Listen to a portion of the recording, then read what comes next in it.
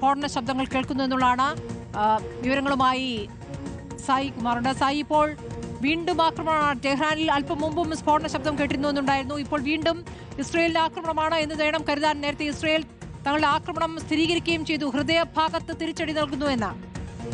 തീർച്ചയായും സ്മൃതി, ആ തിരിച്ചടി അവിടെ സംഭവിച്ചിരിക്കുന്നു എന്ന് ഇറാൻ തന്നെ ഇപ്പോൾ സ്ഥിരീകരിക്കുകയാണ്. ഏറ്റവും തന്ത്രപ്രധാനമായ ഇടത്ത് തന്നെ ആക്രമണം ഉണ്ടായി എന്നുള്ളതാണ് ഇപ്പോൾ IRNA ന്യൂസ് ഏജൻസി, ഇറാന്റെ തന്നെ മാധ്യമം ഔദ്യോഗികമായി സ്ഥിരീകരിക്കുന്നത്. വനാക് സ്ക്വയറും അതുകൂടാതെ മൊത്താരി സ്ട്രീറ്റിലുമാണ് ആ ടെറിബിൾ എക്സ്പ്ലോഷൻ ഉണ്ടായത് എന്നാണ് ഇപ്പോൾ ഇറാൻ മാധ്യമത്തെ കോട്ട് ചെയ്തുകൊണ്ട് അൽ ജസീറ തന്നെ റിപ്പോർട്ട് ചെയ്തത്. അല്പം മുമ്പാണ് തെഹ്റാന്റെ ഹൃദയം തകർക്കുന്ന രീതിയിലുള്ള ആക്രമണം ഉണ്ടായി എന്ന് ഇസ്രയേൽ പറയുകയും ചെയ്തത്. അതിന് മിനിറ്റുകൾക്കകം തന്നെ ഇപ്പോൾ അങ്ങനെ ആക്രമണം നടന്നതായി ഇറാൻ തന്നെ സ്ഥിരീകരിക്കുകയും ചെയ്യുന്നു.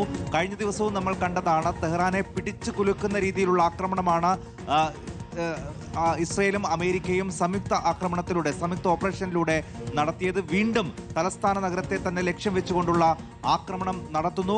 കഴിഞ്ഞ ദിവസം ഒരു ഉന്നതതല യോഗം ചേരുന്നതിനിടയിലാണ് അയത്തുള്ള അലി ഖമൈനിയെയും അവിടുത്തെ പ്രധാനപ്പെട്ട സേനാ ഉദ്യോഗസ്ഥരെ അടക്കം അവരുടെ പേരുകളടക്കം ഇപ്പോൾ ഇറാൻ തന്നെ ഔദ്യോഗികമായി പറയുന്നുണ്ട്. Ayatollah Ali Khamenei, Ali Shamkhani, general Abdolrahim Mousavi, Aziz Nasirzadeh, Mohammad Pakpour, അങ്ങനെ ഏറ്റവും പ്രധാനപ്പെട്ട ആളുകളെയാണ് വധിച്ചത്. അത് കൃത്യമായി ഇപ്പോൾ ടെഹ്റാനിൽ ശക്തമായ ആക്രമണങ്ങൾ ഉണ്ടായ പ്രദേശങ്ങളിലെ വിവരങ്ങൾ കൂടി പുറത്തു വരുന്നുണ്ട്. സയ്യിദ് ഖാൻഡാൻ, വനാക് സ്ക്വയർ, മൊത്താഹ്രി സ്ട്രീറ്റ് എന്നിവിടങ്ങളിലാണ് ആക്രമണം ഉണ്ടായത് എന്നുള്ളതാണ്. നഗരത്തിലുടനീളം വ്യാപകമായ വ്യോമാക്രമണം എന്ന വിവരം കൂടി വരുന്നു. അപ്പോൾ ഇസ്രയേൽ ശക്തമായി തിരിച്ചടി തുടങ്ങിയിരിക്കുന്നു. ഇറാന്റെ മറുപടിക്ക് പിന്നാലെ ഇസ്രയേൽ തിരിച്ചടി തുടങ്ങിയിരിക്കുന്നു എന്ന് വേണ്ട മനസ്സിലാക്കാൻ. തീർച്ചയായും ആ തിരിച്ചടി ഉണ്ട്. ഇപ്പോൾ ഇറാന്റെ ഭാഗത്ത് നിന്നും തിരിച്ചടിയുടെ ഒരു സൂചന കൂടി വരുന്നുണ്ട് സ്മൃതി. ഏറ്റവും ഒടുവിൽ ഇപ്പോൾ തെൽ അവീവിലും ചുറ്റുപാടുമുള്ള പ്രദേശങ്ങളിലും വലിയ രീതിയിൽ സൈറൺ മുഴങ്ങുന്നു എന്നാണ് അൽ ജസീറ ഏറ്റവും ഒടുവിൽ നൽകുന്ന വിവരം. അവിടുത്തെ ഇസ്രയേലിലെ ഹോം ഫ്രണ്ട് കമാൻഡ് തന്നെ അവിടുത്തെ സൈറൺ മുഴങ്ങുന്നതായിട്ടുള്ള വിവരങ്ങൾ ഇപ്പോൾ അറിയിക്കുന്നു. തെൽ അവീവിലും അതിന് ചുറ്റുപാടുമുള്ള പ്രദേശങ്ങളിലും ഒരുപക്ഷെ ആക്രമണം ഉണ്ടായേക്കാം എന്നുള്ളതാണ് ഇപ്പോൾ അവരുടെ ഹോം ഫ്രണ്ട് കമാൻഡ് തന്നെ അറിയിക്കുന്നത്. ഹൈഫ, അതിന്റെ ഉൾഭാഗത്തുള്ള നഗരങ്ങൾ, അവിടങ്ങളിലൊക്കെ സൈറൺ മുഴങ്ങുന്നതായാണ് ഇസ്രയേലിലെ ഔദ്യോഗിക മാധ്യമങ്ങൾ തന്നെ അറിയിക്കുന്നത്. അങ്ങനെയാണെങ്കിൽ ഇറാന്റെ ഒരു പ്രത്യാക്രമണം ഏതു നിമിഷവും അവിടങ്ങളിൽ ഇസ്രയേൽ പ്രതീക്ഷിക്കുകയും ചെയ്യുന്നുണ്ട്. ഇപ്പോൾ ഇറാന്റെ തെഹ്റാനിൽ തലസ്ഥാന നഗരത്തിൽ തന്നെയാണ് വലിയ സ്ഫോടനങ്ങൾ ഉണ്ടായത്. അത് ഒരു പൊട്ടിത്തെറിയല്ല, ഒന്നിലധികം തവണ അവിടെ പൊട്ടിത്തെറികൾ ഉണ്ടായി. തെഹ്റാനിൽ ഇന്നലെ നമ്മൾ കണ്ടതാണ്, അവിടെയുള്ള മുഴുവൻ ആളുകളോടും ഒഴിഞ്ഞു പോകാൻ ഇറാൻ തന്നെ അഭ്യർത്ഥിക്കുന്നുണ്ടായിരുന്നു. അത് ഒരു കൂട്ടപ്പലായനം തന്നെ അവിടെ നടക്കുകയും ചെയ്തു. ഇപ്പോൾ ഇറാൻ വിദേശകാര്യമന്ത്രിയുടേതടക്കമുള്ള വോട്ട് ചെയ്തുകൊണ്ട് പ്രതികരണം വരുന്നു. വലിയ നഷ്ടങ്ങൾ തങ്ങൾക്കുണ്ടായി, അതിനൊക്കെയുള്ള മറുപടി ഉണ്ടാകുമെന്ന് ഇറാൻ ആവർത്തിക്കുകയും ചെയ്യുന്നു. എന്തായാലും കൊണ്ടും കൊടുത്തും ഈ പോരാട്ടം യുദ്ധം കനക്കുകയാണ് സ്മൃതി.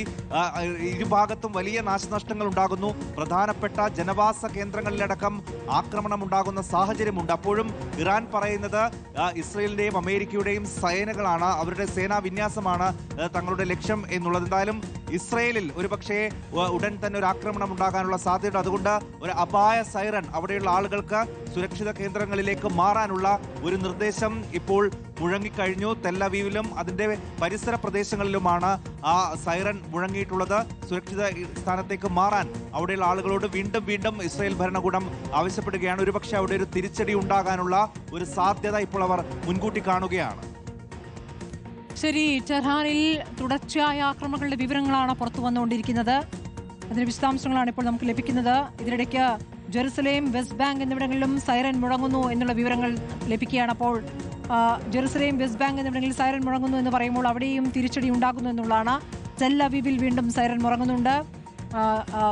ഇറാനെ ആക്രമിക്കുന്നു ഇസ്രയേൽ, തിരിച്ചുള്ള മറുപടിയും ഒരേ സമയം തന്നെ നൽകിക്കൊണ്ടിരിക്കുന്നു എന്നുള്ളതാണ്. അതേസമയം കഴിഞ്ഞ 24 മണിക്കൂറിൽ വളരെ വേഗത്തിൽ തന്നെ ഗൾഫ് രാജ്യങ്ങളിൽ 6 ഗൾഫ് രാജ്യങ്ങളിൽ ഇറാൻ ആക്രമണം നടത്തിയിട്ടുണ്ട് എന്നുള്ള വിവരങ്ങൾ കൂടി പുറത്തു വരികയാണ്. ദുബായിൽ വീണ്ടും സ്ഫോടനം എന്ന വാർത്തയുണ്ട്. ജബൽ അലി തുറമുഖത്താണ് ശക്തമായ സ്ഫോടനമുണ്ടായത്. ശക്തമായ പുക ഉയരുന്നുണ്ടായിരുന്നു അവിടെ. അയത്തുള്ള അലി ഖമനിയുടെ കൊലപാതകത്തിന് പിന്നാലെ തിരിച്ചടി പലയിടത്തുമായി ഇറാൻ തുടരുകയാണ്. ഇതുവരെ 137 മിസൈലുകളും 209 ഡ്രോണുകളും പ്രയോഗിച്ചതായി UAE അറിയിക്കുന്നുണ്ട്. ഇതിൽ ഒരാൾ മരിച്ചിരിക്കുന്നു, 7 പേർക്ക് പരിക്കേറ്റുവെന്നും UAE സ്ഥിരീകരിക്കുന്നുണ്ട്. വിനീതയുണ്ട് വിവരങ്ങളുമായി. വിനീത, ഇപ്പോൾ ടെഹ്റാനിൽ തുടർച്ചയായി ഇസ്രയേൽ ആക്രമണം നടത്തുന്നു എന്നുള്ള വിവരമുണ്ട്. ടെഹ്റാൻ പിടിക്കാനുള്ള നീക്കത്തിൽ തന്നെയാണ് ഇസ്രയേൽ എന്നാണ് കാണേണ്ടത്, അല്ലേ? അതാണ്, ടെഹ്റാന്റെ വടക്കു ഭാഗത്താണ് കൃത്യമായി തുടർച്ചയായ സ്ഫോടനങ്ങൾ ഇപ്പോൾ ഉണ്ടാകുന്നത്.